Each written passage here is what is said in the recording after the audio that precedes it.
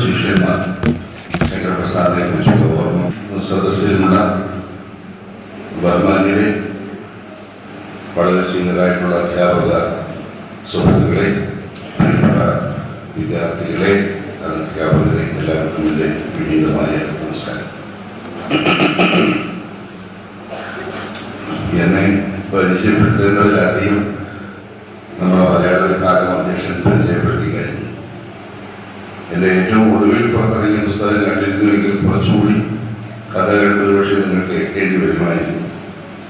4ാം class മുതലുള്ള കുറേ കഥകൾ നേരത്തെ പലയിടത്തായിട്ട് പറഞ്ഞിട്ടുള്ളത് സത്യമാണ്.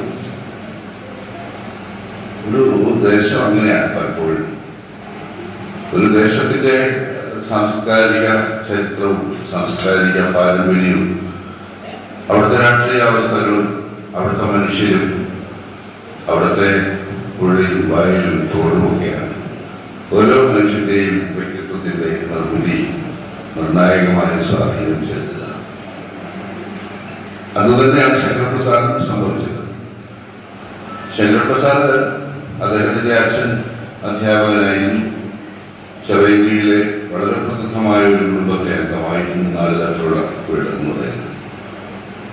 നാടകങ്ങളിൽ അതുപോലെയുള്ള കലാരൂപങ്ങൾ നിരന്തരമായി അവതരിപ്പിക്കുന്നതിൽ ദത്തശ്രദ്ധരായിരുന്ന ആളുകളായിരുന്നു അദ്ദേഹത്തിൻ്റെ അച്ഛനും അച്ഛൻ്റെ സഹോദരനും. അങ്ങനെ ഒരു പശ്ചാത്തലത്തിലാണ് ശങ്കരപ്രസാദ് വളർന്നു വരുന്നത്. അതുകൊണ്ട് തന്നെ കുട്ടിക്കാലത്ത് അദ്ദേഹം നാടകത്തിൽ ആകൃഷ്ടനായിരുന്നു. വളരെ ചെറുപ്രായത്തിൽ തന്നെ ശങ്കരപ്രസാദും പരിസരത്തുള്ള കുട്ടികളൊക്കെ ചേർന്ന് കിട്ടാവുന്ന തുണി കഷ്ണങ്ങളും സാരി കഷ്ണങ്ങളും ഒക്കെ കൊണ്ടുവന്ന് മറിച്ചൊക്കെ നാടകം കളിച്ചിരുന്നതിന് രസകരമായ കഥകളുണ്ട്. ആദ്യകാല നാടക പ്രവർത്തനങ്ങൾ നടത്തിയിരുന്ന ഒരു ചെറിയ സ്റ്റേജ് ഉണ്ടായിരുന്നു സ്കൂളിനോട് ചേർന്ന്. അവിടെ ഞാൻ പോയിട്ടുണ്ട്. എനിക്ക് അവിടെ വെച്ച് പുരസ്കാരമൊക്കെ കിട്ടിയിരുന്നു. പക്ഷെ ഇപ്പം ആ സ്ഥലം ശരിക്കും അവരത് സൂക്ഷിക്കേണ്ടതായിരുന്നു. സ്കൂളുകാർ ഇടിച്ചു കളയുകയും ഉപയോഗപ്പെടുത്തുകയും പെട്ടുകയും ചെയ്തിരുന്നത്. അതാണ് ശങ്കരപ്രസാദിന്റെ ഒരു ജീവിതത്തെ കുറിച്ച് പറയുമ്പോൾ എനിക്ക് ആദ്യം തോന്നുന്നത്. ഞാൻ ശങ്കരപ്രസാദിനെ പരിചയപ്പെടുന്നത് വളരെ യാദൃച്ഛികമായിട്ടാണ്. അത് പറഞ്ഞുകൊണ്ട് തുടങ്ങാമെന്ന് വിചാരിച്ചു. ഞാൻ 1972 മുതൽ കാസർഗോഡ് ഗവൺമെന്റ് കോളേജിലാണ് അധ്യാപകനായിരുന്നത്. അപ്പോൾ 74 ഞാൻ കുങ്കുമം വാരികയിൽ, അന്ന് ഉറൂർ പത്രാധിപരായിരിക്കുന്ന കുങ്കുമം വാരികയിൽ ഞാനൊരു ലേഖനം എഴുതിയിട്ടുണ്ടായി. അത്താണിന്റെ നാടക സങ്കല്പം എന്നാണ് അതിൻ്റെ പേര്. അൻഡോയിൻ അത്താട് എന്ന് പറയുന്ന ആൾ പാശ്ചാത്യ നാടക സംവിധായകനും സൈദ്ധാന്തികനും ഒക്കെയാണ്. അത് തിയേറ്റർ ഓഫ് ക്രൂവൽറ്റി എന്ന് പറയുന്ന പുതിയൊരു നാടക സമ്പ്രദായത്തിന്റെ പ്രണേതാവും ഒക്കെയാണ്. അപ്പൊ അദ്ദേഹത്തിന്റെ വളരെ പ്രസിദ്ധമായ ഒരു പുസ്തകം വായിച്ചപ്പോൾ അദ്ദേഹത്തിന്റെ സിദ്ധാന്തത്തിന്റെ കാതൽ എന്താണെന്ന് മലയാളികൾക്കൊന്ന് മനസ്സിലാക്കി കൊടുക്കാമെന്ന് വിചാരിച്ചു ചെറിയ ലേഖനം എഴുതി കുങ്കുമത്തിന് അയച്ചു. കുങ്കുമത്തിന്റെ മിഡ് പേജിൽ അത് അച്ചടിച്ചു. അന്ന് എൻ്റെ പേര് 1-2 വിദ്യാർത്ഥികളൂടി തന്നൊരു പേരാണ് വെളിയം. പിന്നെ ഞാൻ വെളിയം എടുത്തു മാറ്റിയാണ്. വെളിയം എന്നേക്ക് അടുത്തൊരു പ്രസിദ്ധരായിട്ടുള്ള ആളുകൾ അവിടെ ഉണ്ട് എന്നുള്ളതുകൊണ്ട് അവരെ ആക്ഷേപിക്കാൻ നേരത്തെ അതിൻ്റെ പേരിൻ്റെ അർത്ഥത്തിൽ നിന്ന് അത് ഒഴിവാക്കുകയാണ് ചെയ്തത്. അപ്പൊ ആ ലേഖനം അച്ചടിച്ചു വന്ന് ഒരാഴ്ച കഴിഞ്ഞപ്പോൾ എനിക്കൊരു കത്ത് കിട്ടി. ശങ്കരപ്രസാദിനെ അടുത്തറിയാവുന്ന ആളുകൂടെ ഉള്ളതുകൊണ്ട് ഞാൻ പ്രത്യേകിച്ച് പറയേണ്ടതില്ല. പോസ്റ്റ് കാർഡിലെ കത്തായി, ചെറിയ അക്ഷരത്തിൽ പോസ്റ്റ് കാർഡിൽ എഴുതിയൊരു കത്താണ്. ശങ്കരപ്രസാദിന്റെ കത്താണ്. അപ്പൊ അദ്ദേഹം ഈ ലേഖനം കണ്ടിട്ട് അന്വേഷിച്ചു എന്നെ കുറിച്ച്. ഞാൻ ആരാണ്, എന്താണ്, എവിടെയാണ്. അപ്പൊ അയ്യപ്പപ്പള്ളി സാറാണ് പറഞ്ഞത്. കാസർഗോഡ് ഗവൺമെന്റ് കോളേജിൽ ജോലി ചെയ്യുന്ന അധ്യാപകനാണ്, കൊല്ലം ജില്ലക്കാരനാണ് എന്നൊക്കെ അയ്യപ്പപ്പള്ളി സാറാണ് പറഞ്ഞത്. അതിന് മുമ്പ് അയ്യപ്പപ്പള്ളി സാറോട് വരികയും പരിചയപ്പെടുകയും ഒക്കെ ചെയ്തിരുന്നു. അങ്ങനെയാണ് എനിക്ക് ശങ്കരപ്രസാദിന്റെ കത്ത് വരുന്നത്. ലേഖനം വായിച്ചു, നന്നായിരിക്കുന്നു, അടുത്ത തവണ നാട്ടിൽ വരുമ്പോൾ കാണണം എന്ന് പറഞ്ഞിട്ടാണ് കത്ത്. ഞാനത് പറയാൻ കാരണം സാറിൻ്റെ ഒരു സ്വഭാവമാണ്. നാടകവുമായി സവിശേഷ ബന്ധമുള്ള ആളുകളെയോ നാടകത്തിൽ തൽപരരായിട്ടുള്ള ആളുകളെയോ കിട്ടിയാൽ കൂടെ കൂട്ടുക എന്നുള്ളത് അദ്ദേഹത്തിൻ്റെ ഒരു രീതിയാണ്. അതുകൊണ്ടാണ് ഞാൻ എല്ലായ്പ്പോഴും പറയുന്നത്, ഇപ്പോഴും നിങ്ങൾ നോക്കുക, കഴിഞ്ഞൊരു 40-50 വർഷമായി കേരളത്തിൽ അർത്ഥപൂർണമായ നാടകവേദിക്ക് വേണ്ടി പ്രവർത്തിക്കുന്ന നിരവധി ആളുകളുണ്ട്. അതിൽ 90% ശങ്കരപ്രസാദിന്റെ ശിഷ്യന്മാരും അവരുടെ ശിഷ്യന്മാരാണ്. അവരുടെ ശിഷ്യന്മാരാണ്. ഉറപ്പാണ്. കാരണം ഇത് എനിക്ക് അറിയാവുന്നതുകൊണ്ട് ഞാൻ പറയണം. ഞാൻ നരേന്ദ്രപ്രസാദും അടക്കമുള്ള ആളുകളുടെ കഥയായിരുന്നു. അതിന് മുമ്പുള്ള വയലായുടെയും ഭരത്ഗോപിയുടെയും കൊച്ചുനാരായണപിള്ളയുടെയും കഥകൾ മുതൽ ആദ്യ ക്യാമ്പിലുണ്ടായിരുന്നവരുടെ പേരുകളായിരുന്നു. കൊച്ചുനാരായണപിള്ളയും ഭരത്ഗോപി വയലാവാസതയുടെയൊക്കെ ആദ്യത്തെ ക്യാമ്പിലുണ്ടായിരുന്നവരാണ്. ഇവിടുത്തെ 67 ക്യാമ്പിൽ. അന്ന് മുതലുള്ള ചരിത്രം പരിശോധിച്ചാൽ ശങ്കരപ്രസാദിന്റെ ശിഷ്യന്മാരോ അവരുടെ ശിഷ്യന്മാരോ ആയിട്ടുള്ള ആളുകൾ മാത്രമാണ് ഇപ്പോഴും കേരളത്തിൽ സജീവമായി അർത്ഥപൂർണമായ ഒരു നാടകവേദിക്ക് വേണ്ടി ആത്മാർത്ഥമായി പ്രവർത്തിച്ചുകൊണ്ടിരിക്കുന്നത്. അതാണ് അദ്ദേഹത്തിന്റെ രീതി എന്ന് പറയുന്നത്. അദ്ദേഹം 1956 ആദ്യത്തെ നാടകം എഴുതുന്നത് സ്നേഹദൂതൻ. അദ്ദേഹം യൂണിവേഴ്സിറ്റി കോളേജിൽ പഠിച്ചു കഴിഞ്ഞു. ആദ്യ നാടകവും എഴുതിയിട്ട് അദ്ദേഹത്തിന്റെ പ്രൊഫസറായിട്ടുള്ള കൃഷ്ണപിള്ള സാറിനെ കാണിക്കാൻ പേടിയാണ്. കാരണം 42 മുതൽ കൃഷ്ണപിള്ള സാർ ഭഗ്നഭവനം മുതൽ ഇങ്ങോട്ട് നാടകങ്ങൾ എഴുതുകയും മലയാള നാടക വേദിക്ക് ഒരു പുതിയ ദിശാബോധം നൽകുകയും ചെയ്ത ആളെന്നുള്ളതിൽ വളരെ പ്രശസ്തരായി കഴിഞ്ഞിരുന്നു. അങ്ങനെയുള്ള തൻ്റെ ഗുരുനാഥനെ തൻ്റെ ഈ കൃതി എങ്ങനെ കാണിക്കും എന്ന് ഭയന്നിട്ട് ശങ്കരപിള്ള സാർ ആ പുസ്തകം കൊണ്ട് കൃഷ്ണപിള്ള സാറിൻ്റെ അടുത്ത് പോയില്ല. ഇംഗ്ലീഷ് ഡിപ്പാർട്ട്മെൻറ്റിലുണ്ടായിരുന്ന ജി കുമാരപിള്ള സാറിൻ്റെ അടുത്താണ് പോയത്. എല്ലാവർക്കും അറിയാം, വളരെ പ്രശസ്തനായിട്ടുള്ള ജി കുമാരപിള്ള സാർ അന്ന് യൂണിവേഴ്സിറ്റി കോളേജ് ഇംഗ്ലീഷ് ഡിപ്പാർട്ട്മെൻറ്റിലാണ് അദ്ദേഹം ഉള്ളത്. അപ്പോൾ കുമാരപിള്ള സാറിൻ്റെ അടുത്ത് ഈ നാടകം കൊണ്ടുപോയി കാണിച്ചു. കുമാരപിള്ള സാർ പറഞ്ഞു, നാടകം നന്നായിട്ടുണ്ട്, എനിക്ക് ഇഷ്ടപ്പെട്ടു, പക്ഷേ താനൊരു കാര്യം ചെയ്യും, കൃഷ്ണപിള്ള തന്നെ കാണിക്കാൻ പറഞ്ഞു. ഭയപ്പാടോടുകൂടിയാണ് കൊണ്ടുപോയതെങ്കിലും ആ നാടകത്തിന് അതിൻ്റെ അവതാരിക എഴുതി കൊടുക്കുകയും ആ നാടകത്തെ പ്രശംസിച്ചുകൊണ്ട് അദ്ദേഹം അന്ന് പറയുകയും ചെയ്തത്, ലബ്ധപ്രതിഷ്ഠരായിട്ടുള്ള മലയാളത്തിലെ നാടകകൃത്തുക്കളെ പോലും അതിശയിപ്പിക്കുന്ന രചനാ വൈഭവം ഈ നാടകത്തിനുണ്ട് എന്ന് പ്രവചനതുല്യമായ ഒരു വലിയ നിരീക്ഷണമാണെന്ന് കൃഷ്ണപിള്ള സാർ നടത്തിയത്. അതാണ് ഈ ആദ്യ നാടകം എന്ന് പറയുന്നത്. ആദ്യ നാടകം തീർച്ചയായിട്ടും അദ്ദേഹത്തിൻ്റെ സ്നേഹദൂതൻ. അത് നിലവിലിരുന്ന നാടക സമ്പ്രദായങ്ങളിൽ അങ്ങേയറ്റത്തെ അമർഷം കൂടിയിട്ടാണ്, അതൊരു പൊളിച്ചെടുത്ത് ആവശ്യമാണെന്ന് വെച്ചിട്ടാണ് കൃഷ്ണപിള്ള സാറിനെ പോലുള്ള നാടകത്തിൽ വരുന്നത്. കാരണം അക്കാലത്ത് തിരുവനന്തപുരത്തെ നാടകം ഇതിൻ്റെ ഒരു പൊതു സ്വഭാവം പറഞ്ഞത് കുറച്ച് മെലോഡ്രാമയും കുറച്ച് തമാശയും ഒക്കെ ആയിട്ട് ഒരു അയഞ്ഞ നാടകശില്പം, എന്നാൽ രംഗാവതരണക്ഷമമായിരിക്കും, ആളുകൾക്ക് ആസ്വദിക്കാവുന്നതായിരിക്കും, ഒരു ലാഘവത്തോടു കൂടി ഇരുന്ന് കാണാവുന്ന നാടകം എന്ന നിലയിൽ മാത്രം രംഗകലയെ കണ്ടിരുന്ന ആളുകളുടെ മുന്നിലാണ്. ഇതല്ല, വളരെ ചുരുക്കം കഥാപാത്രങ്ങളെ കൊണ്ട് അനാവശ്യമായ കഥാപാത്രങ്ങളെ ഒഴിവാക്കി ഒറ്റ ഒരു ചരടിൽ പിടിച്ച ഏകസൂത്രകം എന്ന് പറയാവുന്ന തരത്തിലുള്ള ഒരു നാടകം വേണം, ഗൗരവപൂർണമായ നാടകം വേണമെന്ന ചിന്തയിൽ നിന്നാണ് കൃഷ്ണപിള്ള സാറിന്റെ രംഗത്ത് വരുന്നത്. ഇബ്സന്റെ സ്വാധീനം, ഇബ്സനിസം എന്ന് പറയുന്ന ഇക്കാലത്ത് മലയാളത്തിൽ കൊണ്ടുപോകുന്നത് ശങ്കരപിള്ള സാറല്ല, കൃഷ്ണപിള്ള സാർ പോലുകൊണ്ടാണ്. പക്ഷെ അങ്ങനെയുള്ള നാടകങ്ങളും കുറച്ച് മെലോഡ്രാമയും ഒക്കെ ആയിട്ട് നിൽക്കുന്ന ഘട്ടത്തിൽ തന്നെയാണ് ശങ്കരപിള്ള സാർ ആദ്യ നാടകവുമായി രംഗത്തുള്ളത്. ആ നാടകത്തിൽ ഈ പറയുന്ന അന്തരീക്ഷം ഒന്നുമല്ല, പ്രമേയപരമായി തന്നെ വലിയ വ്യത്യാസം. എന്താണത്? സിദ്ധാർത്ഥ രാജകുമാറിന്റെ ജീവിതത്തിലെ ഏറ്റവും നിർണായകമായ ഒരു നിമിഷമാണ് ആ നാടകത്തിന്റെ ആധാരം. നിരവധിയായ ജീവിത സംഘർഷങ്ങളിൽ പെട്ടുടരുന്ന ഭൗതിക ജീവിതം വേണമോ ഇതുപേക്ഷിച്ച് ആത്യന്തികമായി മനുഷ്യന്റെ ദുഃഖത്തിൽ കാരണം എന്താണെന്ന് അന്വേഷിച്ച് ഇറങ്ങി പോകണമോ എന്നുള്ള വലിയ ആത്മസംഘർഷത്തിൽ നിന്ന് ഉണ്ടായ ഒരു നിമിഷത്തെ ചിന്തയുടെ ഫലമാണ് അദ്ദേഹം അങ്ങനെ വീടെടുത്ത് ലോകത്തേക്ക് ഇറങ്ങുന്ന ആ ഒരു നിമിഷമാണ് സ്നേഹദൂതൻ എന്ന് പറയുന്ന നാടകത്തിന് ആധാരമായിട്ടുള്ളത്. അത് തീർച്ചയായിട്ടും അക്കാലത്തെ റിയലിസ്റ്റിക് നാടകങ്ങളുടെ പൊതു സ്വഭാവങ്ങളിൽ നിന്ന് വളരെ വ്യത്യസ്തമായിരുന്നു, കുറച്ചുകൂടി ഭാവാത്മകമാണ് അതിൽ സംഭാഷണങ്ങൾ പോലും. ആ നാടകം കൊണ്ട് തന്നെ ഏറ്റവും അധികം ശ്രദ്ധിക്കപ്പെടുകയുണ്ടായി. സാന്ദർഭികമായി പറയട്ടെ, 1978 ഈ സ്കൂൾ ഓഫ് ഡ്രാമ തുടങ്ങിയ വർഷം ഒരു ദേശീയ നാടക ക്യാമ്പ് നടത്തുകയുണ്ടായി ശങ്കരപിള്ള സാർ. 30ഓളം അംഗങ്ങളാണ് ആ ക്യാമ്പിലുണ്ടായിരുന്നത്. കുറച്ച് മലയാളികൾ, 10ഓളം ഗവൺമെന്റ് കോളേജ് അധ്യാപകർ, 10ഓളം സ്വകാര്യ കോളേജ് അധ്യാപകർ, പിന്നെ തമിഴ്, കർണാടകം, മണിപ്പൂരി അവിടെ നിന്നുള്ള 10ഓളം സംഘം 30ഓളം ആളുകളെ വെച്ചിട്ടൊരു ദേശീയ നാടകയാണ്. ഒരു മാസം 29 ദിവസത്തിൽ നിന്നൊരു റിഗറസ് ആയിട്ടുള്ള ഒരു ദേശീയ നാടക ക്യാമ്പ് അദ്ദേഹം നടത്തിയിട്ടുണ്ടായി. അതിന് ഞാൻ നരേന്ദ്ര സാറൊക്കെ അതിനകത്ത് 29 ദിവസവും അതിൽ പങ്കെടുക്കുകയുണ്ടായി. അത് അദ്ദേഹം ഉദ്ദേശിച്ചത് ക്യാമ്പസ് തിയേറ്ററിനെ കൂടുതൽ എങ്ങനെ എൻറിച്ച് ചെയ്യാൻ പറ്റും, ക്യാമ്പസ് തിയേറ്ററിന്റെ പ്രവർത്തനങ്ങളെ ഏത് തരത്തിൽ കുറച്ചുകൂടി ഫലപ്രദമാക്കാം എന്നുള്ളൊരു ആലോചനയിൽ നിന്നാണ് അങ്ങനെ വന്നത്. അത് വരാൻ കാരണം സത്യത്തിൽ പാശ്ചാത്യ രാജ്യങ്ങളിലെല്ലാം നാടകം എങ്ങോട്ട് പോകുന്നു, ആധുനിക നാടകത്തിന്റെ സ്വഭാവം എന്താണ് എന്ന് മനസ്സിലാക്കാൻ ലബ്ധപ്രതിഷ്ഠരായിട്ടുള്ള നാടക പ്രവർത്തകർ പോലും ക്യാമ്പസുകളിലേക്കാണ് പോകുന്നത്. മൗലികമായ രചനകൾ, പുതിയ രചനകൾ ക്യാമ്പസുകളിൽ വരാറുണ്ട്, രംഗ അവതരണങ്ങൾ ക്യാമ്പസുകളിൽ വരാറുണ്ട്.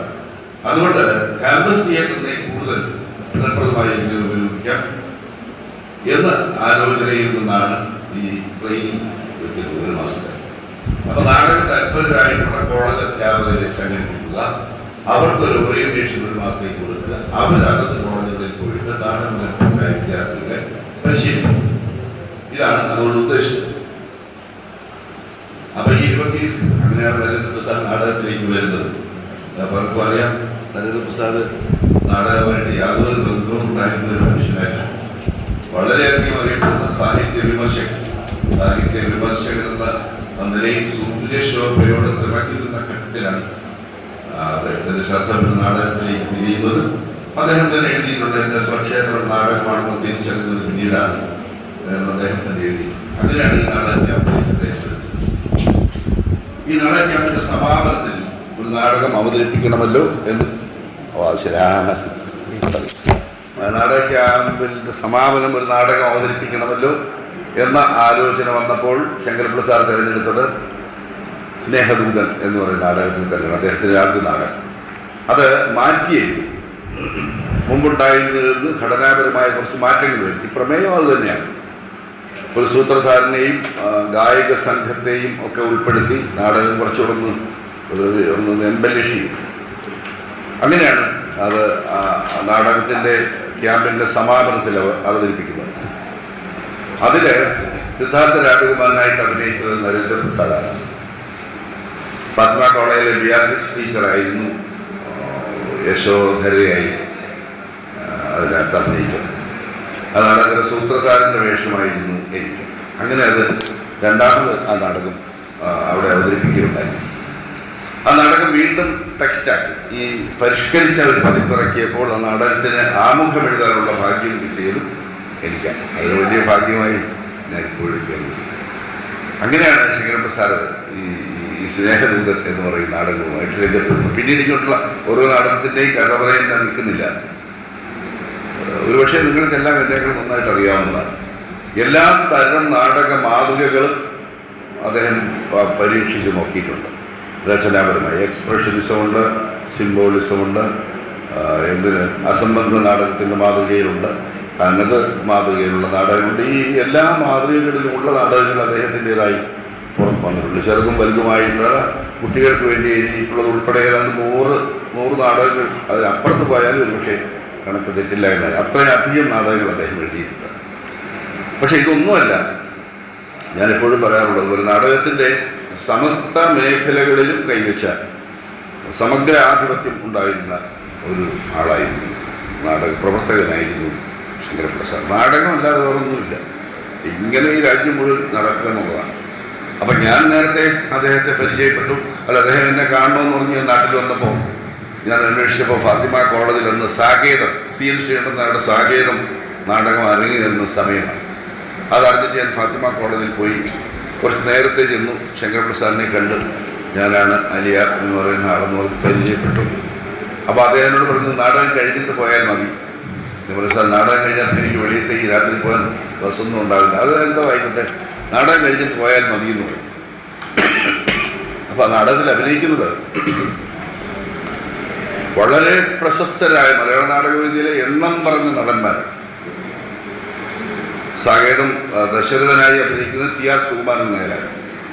പിന്നെ ഭരത് ഗോപിയുണ്ട്, പി കെ വേണുകുട്ടൻ നായരുണ്ട്, എൻ്റെ നാട്ടുകാരിൽ തന്നെയായ CR ആനന്ദവല്ലിയുണ്ട്. ഇങ്ങനെ ഒരു വലിയ നിരയാണ് ആ നാടകത്തിൽ അഭിനയിക്കുന്നത്. ഞാൻ നാടകം കണ്ട് അത്ഭുതപ്പെട്ടു. ആ നാടകം കഴിഞ്ഞിട്ട് പിന്നെ അവിടുന്ന് പോകുന്നു. അതിനുശേഷം പിന്നെ നടക്കുന്നത് എന്താണെന്ന് വെച്ചാൽ, എവിടെയെങ്കിലും നാടക ക്യാമ്പോ നാടകവുമായി ബന്ധപ്പെട്ട എന്തെങ്കിലും ചർച്ചകളോ കാര്യങ്ങളോ ഉണ്ടെങ്കിൽ അവിടേക്കൊക്കെ എന്നെ കൂടെ വിളിക്കുക, അതുമായിട്ട് ബന്ധപ്പെടുത്തുക. അദ്ദേഹം നടത്തിയിട്ടുള്ള നാടക ക്യാമ്പുകളിലെല്ലാം മുഴുവൻ സമയ അധ്യാപകനായി ഞാൻ പോയിട്ടുണ്ട്. അപ്പോൾ എനിക്ക് അന്ന് കിട്ടിയ ഒരു ഗുണമെന്ന് പറയുന്നത്, ഞങ്ങളുടെ നാടക ക്യാമ്പിൽ BV കാരത്ത് ഒരു ദിവസം വന്ന് ക്ലാസ് എടുത്തിരുന്നു. കന്നഡയിലെ വളരെ പ്രശസ്തനായിട്ടുള്ള നാടക സംവിധായകൻ, നടൻ, സംഗീതജ്ഞൻ BV കാരത്ത്. അദ്ദേഹം NS നാഷണൽ സ്കൂൾ ഓഫ് ഡ്രാമയിൽ പഠിച്ചാണ്. പിന്നെ അതിൻ്റെ ഡയറക്ടറായിരുന്നു. അദ്ദേഹത്തിൻ്റെ ഭാര്യ പ്രേമക്കാരത്ത്, അവരൊക്കെ അറിയപ്പെടുന്ന നാടക പ്രവർത്തകരാണ്. അപ്പോൾ അദ്ദേഹം വോയിസ് കൾച്ചറിനെ കുറിച്ച്, ശബ്ദ സംസ്കാരത്തെക്കുറിച്ചൊരു ഫുൾ ഡേ ക്ലാസ് എടുക്കുകയുണ്ടായി. ഇതെൻ്റെ മനസ്സിലുള്ളത് കൊണ്ട് പിന്നീട് ഞങ്ങളുടെ നാടക സംഘം റിഹേഴ്സലിന് മുമ്പൊക്കെ ഈ ശബ്ദ സംസ്കരണവുമായി ബന്ധപ്പെട്ട കുറേ അഭ്യാസങ്ങൾ നടത്തുക പതിവായിരുന്നു. അങ്ങനെ ഈ നാടക ക്യാമ്പുകളിലെല്ലാം കേരളത്തിൽ ഉടനീളം ശങ്കരപ്പിള്ള സാറും വൈക്കം ചന്ദ്രശേഖരൻ നായരും ഒക്കെ അക്കാദമി ചെയർമാൻമാരായിരിക്കുന്ന കാലഘട്ടത്തിൽ ഈ ക്യാമ്പുകളിലെല്ലാം ശബ്ദ സംസ്കരണവുമായി ബന്ധപ്പെട്ട ക്ലാസ്സുകൾ, ഇംപ്രവൈസേഷൻസ്, ഇതൊക്കെ ഞാൻ തന്നെയാണ് ചെയ്യിക്കുക. ശാരീരികമായ ചില അഭ്യാസങ്ങൾ, ശബ്ദവും ശരീരവും നടൻ്റെ ഏറ്റവും പ്രധാനപ്പെട്ട മാധ്യമങ്ങളാണ്. ഇതെങ്ങനെ വിനിയോഗിക്കണം, എങ്ങനെ വഴക്കിയെടുക്കാം എന്നുള്ളതിനെക്കുറിച്ചൊക്കെയുള്ള ക്ലാസ്സുകൾ ഞാനാണ് ചെയ്തുകൊണ്ടിരുന്നത്. അപ്പോൾ അങ്ങനെ നമ്മളെ ഈ നാടകവുമായിട്ട് ബന്ധപ്പെടുത്തുക എന്നുള്ളത് അദ്ദേഹത്തിൻ്റെ ഒരു സ്വഭാവം.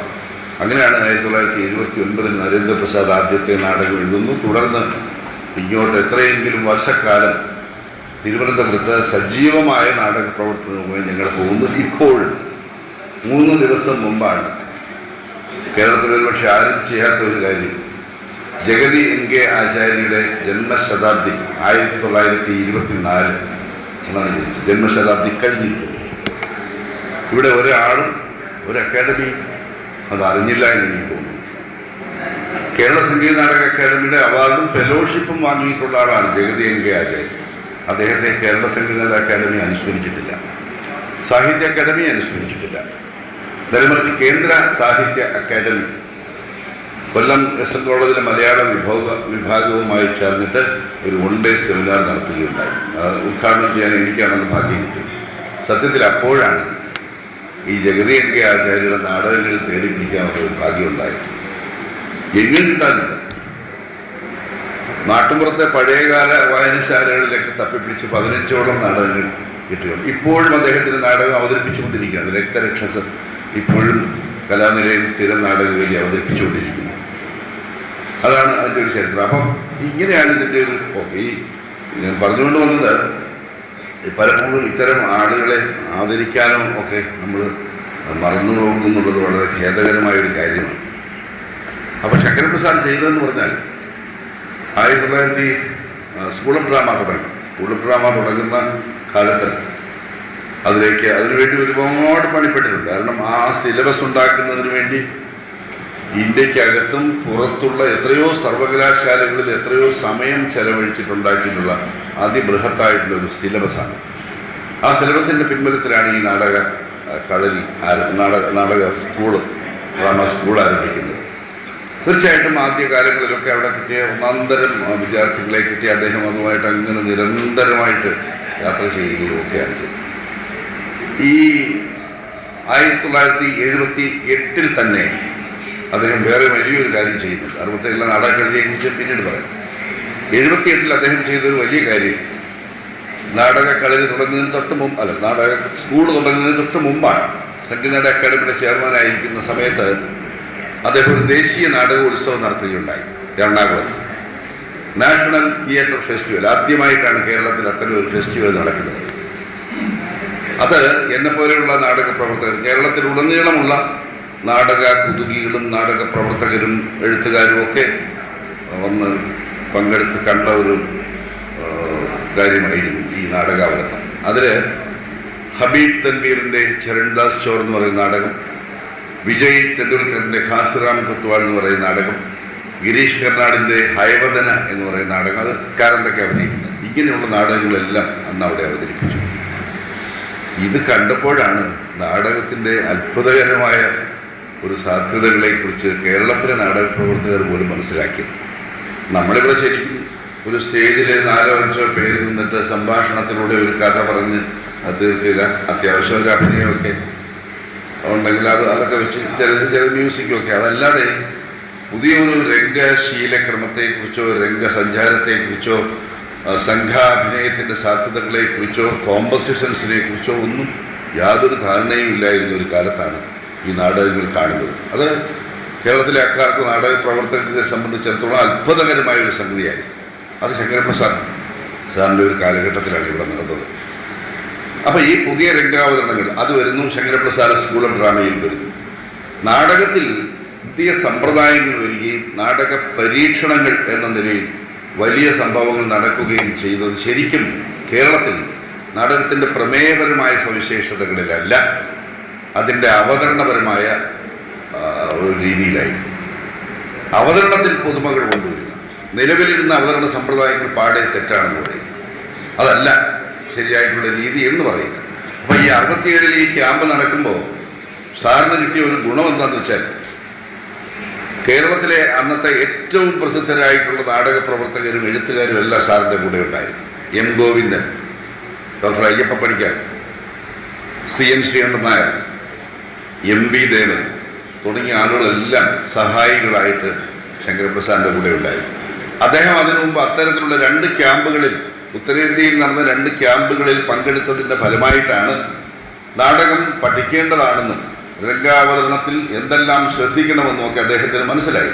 അങ്ങനെയാണ് ഇതൊരു നാടക ക്യാമ്പ് വെച്ചത്. ഞാനന്ന് ഓർക്കുന്നു, ഞാൻ കൊല്ലം SM കോളേജിൽ നിന്ന് 2ാം വർഷം BA പഠിക്കുകയാണ്. അപ്പം അന്ന് ഈ നാടക കളരി എന്ന പേര് പിടിച്ചു. ഇതിനെ ആദ്യം എതിർത്തത് പ്രസിദ്ധ നാടകകൃത്ത് NN പിള്ളയായിരുന്നു. NN പിള്ള എന്ന് ഈ നാടക കളരി എന്നൊക്കെ പറയുന്നത് എന്താണ്? ഗുസ്തി പഠിപ്പിക്കലാണോ? അങ്ങനെ കളരി വെച്ച് പഠിപ്പിച്ചാൽ അഭിനയം ഉണ്ടാകുമോ, നാടകം എഴുതാൻ പറ്റുമോ എന്നൊക്കെ ചോദിച്ചുകൊണ്ട് NN പിള്ള അതിനെ എതിർത്തു. ശങ്കരപ്രസാദിൻ്റെ വളരെ സൗമ്യമായ ഒരു മറുപടി ഉണ്ടായിരുന്നു. ഇവിടെ അഭിനയവും പഠിപ്പിക്കുന്നില്ല, നാടകം എഴുതാനും പഠിപ്പിക്കുന്നില്ല. നാടക അവതരണം എന്ന് പറയുന്നത് വളരെ ഗൗരവപൂർവ്വം നടത്തേണ്ട ഒന്നാണെന്നും എന്തൊക്കെ ഒഴിവാക്കണമെന്നും ഒക്കെയുള്ള ഒരു സംഘകലയാണ്. നിരവധി സർഗാത്മക കഴിവുകളുള്ള കലാകാരന്മാരെ ചേർത്ത് വെച്ചുകൊണ്ട് നടത്തുന്ന ഒരു വലിയ സംഗതിയാണിത്. അതിൻ്റെ പ്രാധാന്യം അവരെ ബോധ്യപ്പെടുത്തുക എന്നുള്ളത് മാത്രമേ ഈ ഉദ്ദേശിച്ചുള്ളത്. നാടകം എഴുതാനും പഠിപ്പിക്കുന്നില്ല, നാടകം അഭിനയിക്കാനും പഠിപ്പിക്കുന്നില്ല എന്ന് പറഞ്ഞതോടുകൂടി ആ വിവാദം അവിടെ തീരുകയായിരുന്നു. പിന്നീട് അദ്ദേഹം അതുമായിട്ടൊക്കെ സഹകരിച്ചിട്ടുണ്ട്. ഞാനിപ്പോഴും ഓർക്കുന്നു, കോട്ടയത്ത് ഇതുപോലൊരു ക്യാമ്പ് നടത്തുന്ന അവസരത്തിൽ കുറേ കോസ്റ്റ്യൂം വേണ്ടി വന്നപ്പോൾ NN വീട്ടിൽ പോയി പഴയ കാലത്ത് കുറേ കോസ്റ്റ്യൂം ആവശ്യപ്പെട്ടപ്പോൾ ആവശ്യം പോലെ എന്തെല്ലാം സാധനമാണ് എല്ലാം അവിടെ കൊണ്ട് എടുത്തോളാം. അത്രയ്ക്ക് പിന്നീട് അദ്ദേഹം അതുമായിട്ട് സഹകരിച്ചു. പക്ഷേ ഈ ക്യാമ്പിൽ വെച്ചുണ്ടായ ഒരു സംഭവം, ഈ തനത് നാടകവേദി എന്ന് പറയുന്നതിൻ്റെ ബീജാവാപം ശരിക്കും ഇവിടെ വെച്ചാണ് ഉണ്ടാകുന്നത്. അത് M ഗോവിന്ദൻ്റെ ഒരു സംഭാഷണത്തിൽ നിന്നാണ് വരുന്നത്. ഇത് സത്യമായ കാര്യമാണ്. ഗോവിന്ദനെയൊക്കെ എനിക്ക് നേരിട്ടറിയാമായിരുന്നു. ഞങ്ങളൊക്കെ പോയിരുന്ന അദ്ദേഹത്തിൻ്റെ വാക്കുകൾ കേൾക്കുമായിരുന്നു. നരേന്ദ്രപ്രസാദിൻ്റെ കൂടെയൊക്കെ പോയിരുന്നു. ഗോവിന്ദൻ വളരെ സാന്ദർഭികമായി പറഞ്ഞത്, ഈ പാശ്ചാത്യ രാജ്യങ്ങളിലെല്ലാം ഇപ്പോൾ പുതിയ നാടക അവതരണവുമായി ബന്ധപ്പെട്ട് ആളുകൾ അന്വേഷിക്കുന്നത് അവരവരുടെ സംസ്കൃതിയുമായി ബന്ധപ്പെട്ട നാടോടിയും ക്ലാസിക്കലുമായിട്ടുള്ള കലാരൂപങ്ങളെ എങ്ങനെ ആധുനിക ജീവിത സമസ്യകളെ വ്യാഖ്യാനിക്കാൻ ഉപയോഗപ്പെടുത്താം എന്നുള്ളതിനെക്കുറിച്ചാണ് ആലോചിച്ചുകൊണ്ടിരിക്കുന്നത്. അങ്ങനെയാണ് പീറ്റർ ബ്രൂക്കിനെ പോലുള്ളവരും ഗ്രോട്ടോസ്കിയെ പോലുള്ള ആളുകളും എല്ലാം ഇന്ത്യൻ തിയേറ്ററുമായിട്ട് ബന്ധപ്പെട്ട് നമ്മുടെ കഥകളിയും കൂത്തും കൂടിയാട്ടവും എല്ലാം കാണുന്നു. ഇവിടുത്തെ കൃഷ്ണൻ നമ്പൂതിരിയെ പോലുള്ള ആളുകൾ ഗ്രോട്ടോസ്കി കൊണ്ടുപോയി പാശ്ചാത്യ രാജ്യത്ത് കഥകളി പഠിപ്പിക്കുന്നു. അതെന്താണെന്ന് വെച്ചാൽ, ഈ അതത് ദേശങ്ങളിലെ നാടോടിയും ക്ലാസിക്കലുമായ കലാരൂപങ്ങളെ ഈ നാടകത്തിൻ്റെ അഭിസന്ധികളുമായി ബന്ധപ്പെടുത്തുകയും പുതിയ സന്ദർഭങ്ങളെ വ്യാഖ്യാനിക്കാൻ ഇവയെ ഉപയോഗപ്പെടുത്തുകയും ചെയ്യുക എന്നുള്ളതായിരുന്നു തനത് നാടകത്തിൻ്റെ ഒരു ലക്ഷ്യം. ഇത് അടുത്ത 2ാമത്തെ ക്യാമ്പ് കൂത്താട്ടുകുളത്ത് വെച്ചാണ്. 68-ൽ കൂത്താട്ടുകുളത്ത് ആ ക്യാമ്പ് നടക്കുമ്പോഴാണ് ഈ മേൽപ്പറഞ്ഞ താല്പര്യങ്ങൾ വെച്ചുകൊണ്ട് പറഞ്ഞ കാര്യങ്ങളെല്ലാം ഉൾക്കൊള്ളിച്ചുകൊണ്ട് CN ശ്രീകണ്ഠൻ നായരാണ് തനത് നാടകവേദി എന്നൊരു പ്രബന്ധം അവതരിപ്പിക്കുന്നത്. അങ്ങനെ അത് നമ്മുടെ തനത് നാടകവേദിയുടെ ഒരു പ്രമാണരേഖയായി പിൽക്കാലത്ത് മാറുകയൊക്കെ ചെയ്തു. പക്ഷേ ശങ്കരപ്രസാദ് വളരെ കൃത്യമായി പറഞ്ഞിട്ടുണ്ട്, ആ ഗണത്തിൽപ്പെടുത്താവുന്ന ശങ്കരപ്രസാദ് നാടകങ്ങളുണ്ട്. മൂദേവി തെയ്യം, കറുത്ത ദൈവത്തെ തേടി, ഇതൊക്കെ ഈ ഗണത്തിൽപ്പെടുത്താവുന്ന നാടകങ്ങളാണ്. അതിൻ്റെ ഏറ്റവും മുന്തിയ മാതൃകയായിട്ട് കറുത്ത ദൈവത്തെ തേടിയൊക്കെ നമുക്ക് പറയാം. അത്തരം നാടകങ്ങൾ അദ്ദേഹം എഴുതിയിട്ടുണ്ട്. പക്ഷെ അദ്ദേഹം പറയുന്നുണ്ട്, ഒരു കൗതുകത്തിന് വേണ്ടിയോ ഒക്കെ ഇതിനകത്ത് ചില അംശങ്ങൾ എടുത്തു ചേർക്കുന്നതിനോട് അദ്ദേഹത്തിന് താല്പര്യമില്ല.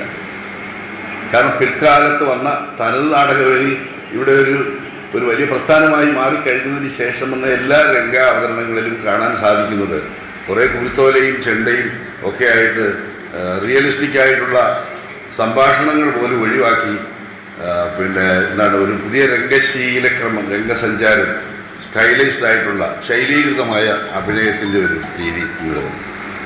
അത് ആ പ്രമേയം ആവശ്യപ്പെടുന്നുണ്ടോ ഇല്ലയോ എന്നുള്ളത് പോലും നോക്കാതെ അത്തരം ഒരു ഫാഷന് വേണ്ടി വന്നു. അത് നാടകത്തെ ഒരുപാട് ദ്രോഹിക്കുകയും ചെയ്തു.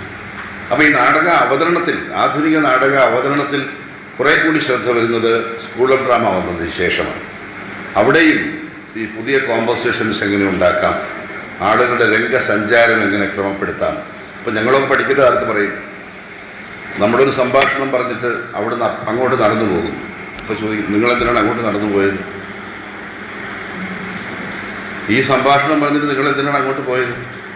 അപ്പോൾ മോട്ടീവ് ഇല്ലാതെ ഒരാൾക്കും അരങ്ങിൽ ഒരിടത്തുനിന്ന് മറ്റൊരിടത്തേക്ക് നീങ്ങാൻ പറ്റത്തില്ല. രണ്ട് കഥാപാത്രങ്ങൾ ഇവിടെ നിൽക്കുകയാണെങ്കിൽ ഒരാൾ ഇവിടെ നിന്ന് മാറി അപ്പുറത്തേക്ക് പോയി സംഭാഷണം നടത്തുന്നു എന്ന് പറഞ്ഞാൽ ഇയാളുടെ താല്പര്യം ഇല്ലാത്തതോ ഇയാളുമായിട്ട് ഭിന്ന അഭിപ്രായമുള്ളതുമായ ഒരു കാര്യം പറയാനായിരിക്കും പോകും, അല്ലെങ്കിൽ അടുത്തേക്ക് വരുന്നതിന് അത്തരത്തിലുള്ളൊരു കാര്യം. അപ്പോൾ ഒരു കാര്യമില്ലാതെ, ഒരു കാരണമില്ലാതെ ഒരിക്കലും ഒരു കഥാപാത്രത്തിന് മൂവ് ചെയ്യാൻ പറ്റില്ല. അപ്പം ഈ രംഗസഞ്ചാര ക്രമത്തിൽ തന്നെ ഒരു വൃത്തി ഉണ്ടാക്കുക, അത് വെച്ച് കോമ്പോസിഷൻസ് ഉണ്ടാക്കുക, അങ്ങനെ ഇതിന് ഒരുപാട് ആധുനികമായ അവതരണ സമ്പ്രദായങ്ങളിൽ ഒരുപാട് മാറ്റങ്ങൾ ഈ സ്കൂളും ഡ്രാമയും ഇതൊക്കെ വന്നതിന് ശേഷം ഉണ്ടായി. അതാണ് മലയാള നാടകത്തിലെ ആധുനികതയുടെ വലിയ പരീക്ഷണമായിട്ട് പിൽക്കാലത്ത് വന്നത്. ശങ്കരപ്രസാദ് ഇതിൻ്റെ എല്ലാം കൂടെ ഉണ്ടായിരുന്നു. പിന്നെ ആലോചിച്ച് നോക്കുക, എന്തൊക്കെയാണ് ചെയ്തിരിക്കുന്നത്, എത്ര ലേഖനങ്ങൾ, അതും ആധികാരികമായ ലേഖനങ്ങൾ. ഇപ്പോൾ എടുത്തു നോക്കിയാൽ, ഇപ്പം ഞാൻ ഓർക്കുന്നത് സി വി രാമൻ പിള്ളയുടെ പ്രഹസനങ്ങൾക്ക് വേണ്ടി അദ്ദേഹം എഴുതിയിട്ടുള്ള ഒരു ദീർഘമായ അവതാരിക്കും.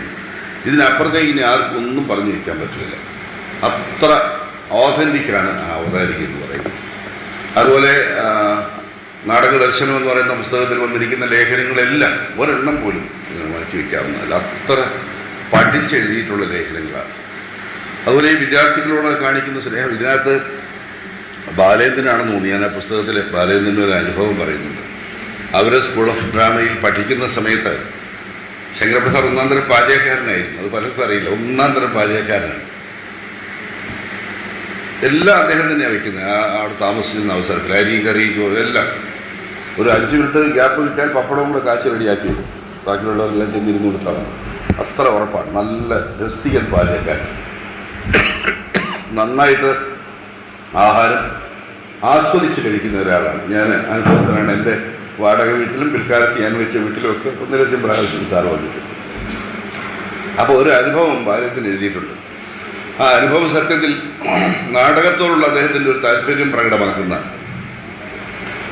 ഒരു ദിവസം അദ്ദേഹം താമസിക്കുന്ന അവിടെ തന്നെ, ആ വീട്ടിൽ തന്നെ ബാലേന്ദ്രനും മറ്റൊരു സുഹൃത്തും കൂടി രാത്രി പോയി കിടന്ന് ഉറങ്ങുമായിരുന്നു.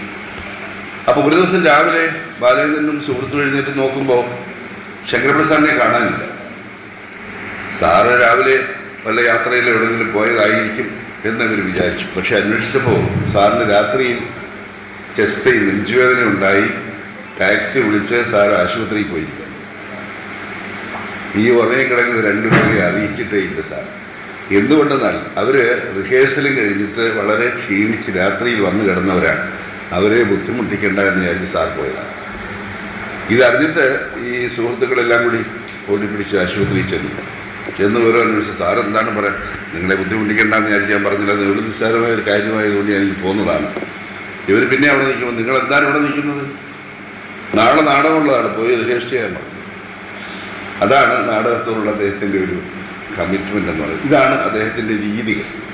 അപ്പോൾ ഇങ്ങനെ സത്യത്തിൽ ഈ ഈ പുതിയ നാടക അവതരണ സമ്പ്രദായങ്ങൾ കൊണ്ടുവരുന്നതിൽ നാടക സൈദ്ധാന്തികൻ എന്ന നിലയിൽ, നാടക പ്രവർത്തകൻ എന്ന നിലയിൽ, നാടകകൃത്ത് എന്ന നിലയിൽ എവിടെയല്ല ഇതല്ല. ഇപ്പോൾ ഈ പറഞ്ഞ E.T. വർഗീസ് എന്ന് പറയുന്ന രംഗചേതന, തൃശ്ശൂർ രംഗചേതന എന്ന് പറയുന്നൊരു സ്ഥാപനം അദ്ദേഹമാണ് ഉദ്ഘാടനം ചെയ്തത്.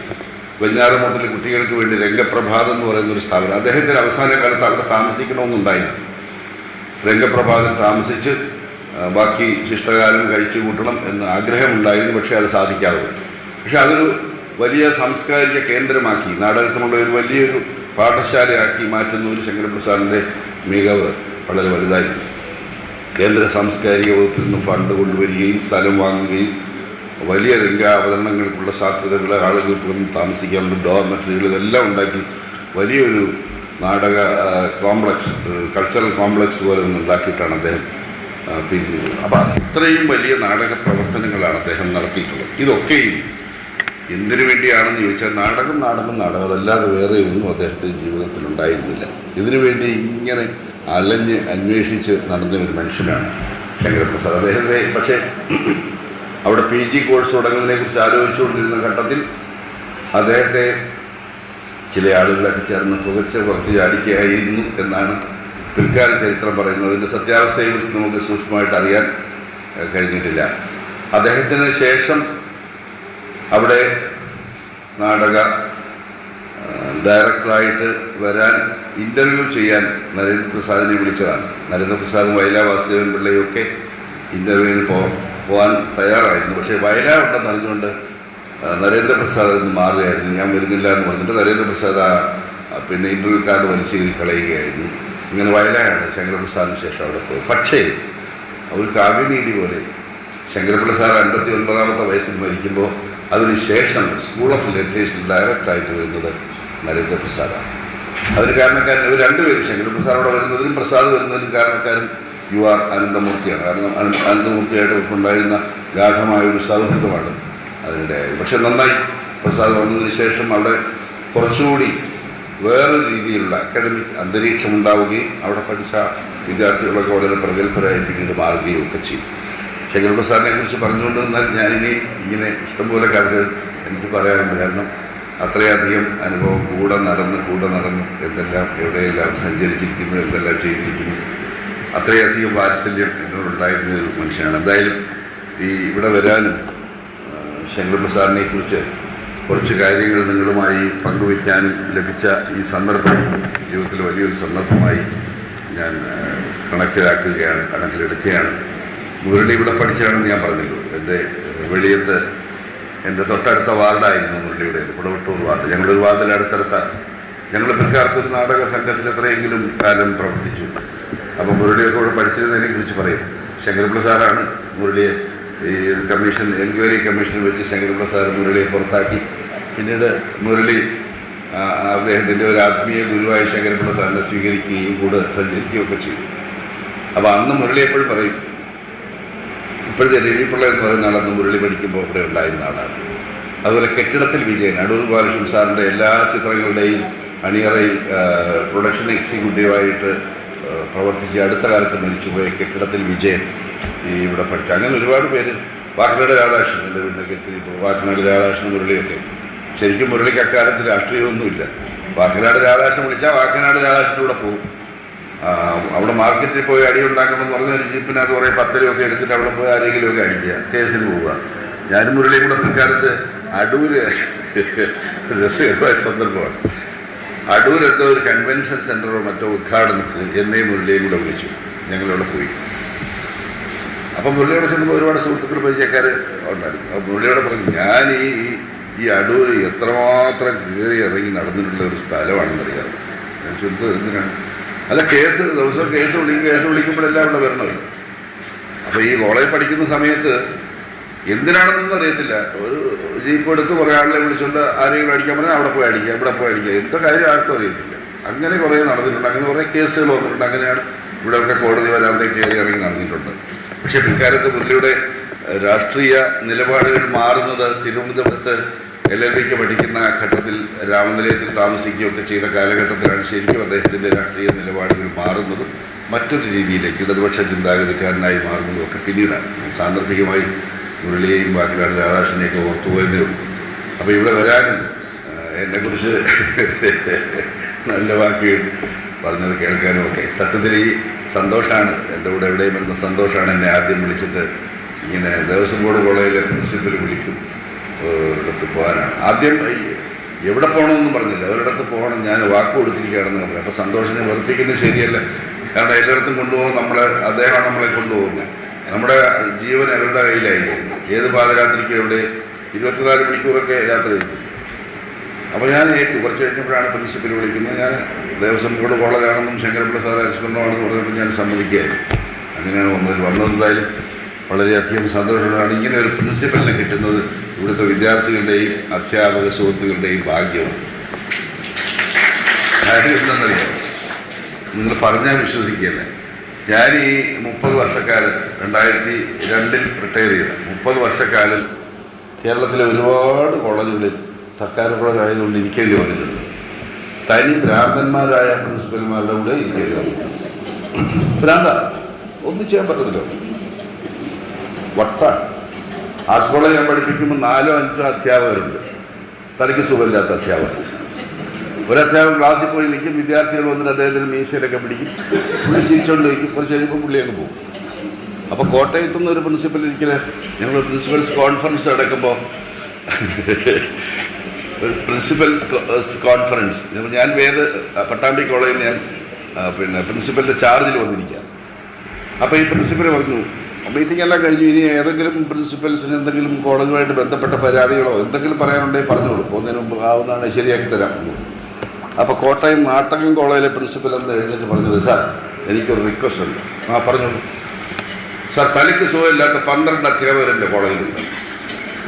ഇവർ ബെല്ലടിക്കുമ്പോൾ നിരാവത്ത് ഇറക്കി വിട്ട കോഴികളെ പോലെ ക്യാമ്പസിലൊക്കെ അലഞ്ഞു തിരിഞ്ഞ് നടന്നിട്ട് കുറച്ച് കഴിയുമ്പോൾ കയറി വരും. ഇതെല്ലാവരെയും കൂടെ എനിക്ക് തരരുത്, 2-3 നേരം കണ്ടെങ്കിൽ ഇങ്ങോട്ടൊക്കെ മാറ്റം എന്നൊരു റിക്വസ്റ്റ് നടക്കും. അങ്ങനെയുള്ള ഒരുപാട് പ്രിൻസിപ്പൽമാരെ ഞാൻ കണ്ടിട്ടുണ്ട്. വഴക്കൂടിയുണ്ട്. 32 മെമ്മോ ഒരു പ്രിൻസിപ്പലിൻ്റെ നിന്ന് മേടിച്ച് ഇറക്കാനിട്ട ഒരാളാണ്. ഒരു പ്രിൻസിപ്പലിന് 32 മെമ്മോ 32 കീറിക്കളഞ്ഞു എന്നുള്ള കാര്യം വേറെ. കാരണം കുഴപ്പമായിരിക്കല്ലായിരുന്നു പ്രിൻസിപ്പലായിരുന്നു എന്നുള്ള കാര്യം പിൽക്കാലത്ത് തെരഞ്ഞോടുകൂടി അത് അദ്ദേഹം കീറിക്കളഞ്ഞു. അപ്പോൾ ഇങ്ങനെയുള്ള കലയും സാഹിത്യവും ഒക്കെ ആയിട്ട് യാതൊരു ബന്ധവുമില്ലാത്ത പറഞ്ഞാൽ പോലും മനസ്സിലാക്കാൻ കഴിയാത്ത ഒരുപാട് പ്രിൻസിപ്പൽമാർ നമ്മുടെ സർവീസിലൊക്കെ ഇരിക്കുന്നുണ്ട്. അത് വെച്ച് നോക്കുമ്പോൾ ഇവിടുത്തെ വിദ്യാർത്ഥികളും അധ്യാപകരും ഒക്കെ പുണ്യം ചെയ്തവരാണ്. കാരണം ഇത് പറഞ്ഞാൽ മനസ്സിലാവുന്നവരാണ്. വളരെ സന്തോഷം എന്തായാലും വരാൻ കഴിഞ്ഞതിൽ. എന്നേക്കാൾ സീനിയറായിട്ടുള്ള ഈ ഗുരുതുല്യരായിട്ടുള്ള അധ്യാപകരെയൊക്കെ കാണാൻ കഴിഞ്ഞതിലുള്ള സന്തോഷം. ഒരിക്കൽ കൂടി എല്ലാവർക്കും നന്ദി, നമസ്കാരം.